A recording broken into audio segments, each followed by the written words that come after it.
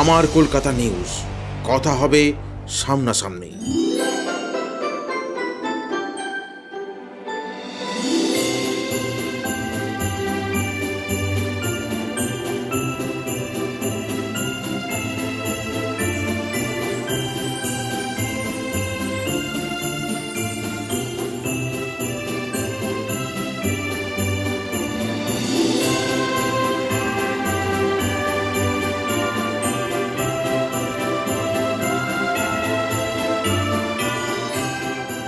বড়দিনের আগে আরেকটি দিন, রবিবার, সোমবার 25শে ডিসেম্বর। ক্রিসমাস উপলক্ষে সেজে উঠেছে বাংলার চার্চ, গির্জা, সেজে উঠেছে বাংলার খ্রিস্টীয় ভাবধারা অধ্যুষিত অঞ্চল। প্রতিবারের মতো এবারেও সেই সুরে ও ছন্দে সেজে উঠেছে ব্যান্ডেল চার্চ। আলো দিয়ে সাজানোর পাশাপাশি গির্জার সামনে গোশালা তৈরি করা হয়েছে, যেখানে যিশুর জন্মবৃত্তান্ত তুলে ধরা হবে। বড়দিনের আগে থেকেই দর্শনার্থীদের ঢল নামে ব্যান্ডেল চার্চে, তাই নিরাপত্তা ব্যবস্থাও জোরদার করা হয় এই সময়। চার্চের নিজস্ব নিরাপত্তা রক্ষী ছাড়াও অতিরিক্ত পুলিশও মোতায়েন করা হয়। ব্যান্ডেল চার্চের ফাদার জানান, রাজ্য সরকারের পক্ষ থেকে ব্যান্ডেল ব্যাসিলিকা সাজানো হয়েছে।